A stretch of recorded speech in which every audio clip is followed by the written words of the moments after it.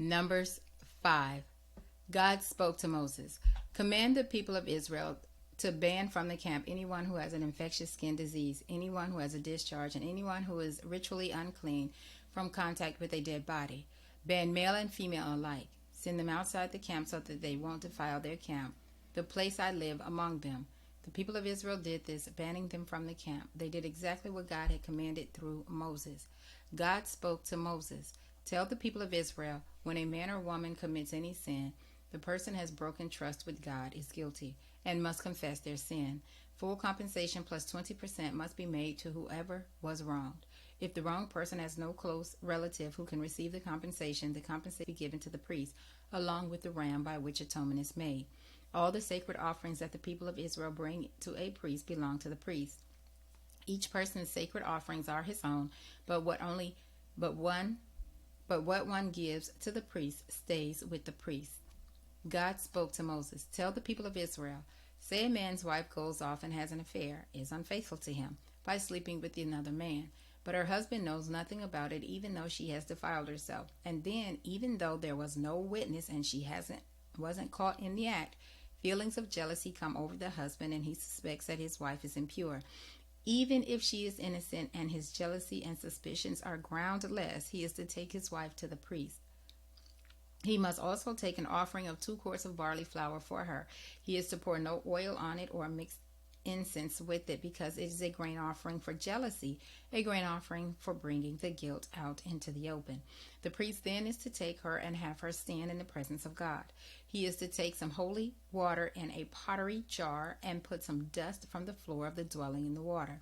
After the priest has her stand in the presence of God, he is to uncover her hair and place the exposure offering in her hands, the grain offering for jealousy, while he holds the bitter water that delivers a curse. Then the priest will put the woman under oath and say, if no man has slept with you and you have not had an adulterous affair and become impure while married to your husband, may this bitter water that delivers a curse not harm you. But if you have had an affair while married to your husband and have defiled yourself by sleeping with a man other than your husband, here the priest puts the woman under this curse. May God cause your people to curse and revile you when he makes your womb shrivel and your belly swell. Let this water that delivers a curse enter your body so that your belly swells and your womb shrivels. Then the woman shall say, Amen, Amen. The priest is to write these curses on a scroll and then wash the words off into the. He then is to give the woman the bitter water that delivers a curse. This water will enter her body and cause acute pain.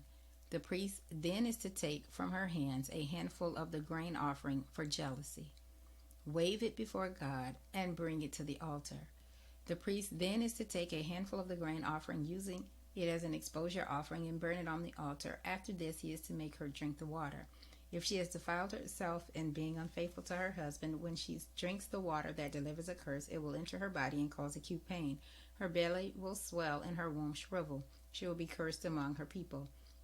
But if she has not defiled herself and is innocent of impurity, her name will be cleared and she will be able to have children.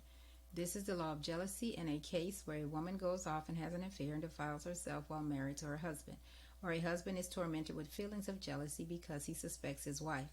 The priest is to have her stand in the presence of God and go through this entire procedure with her.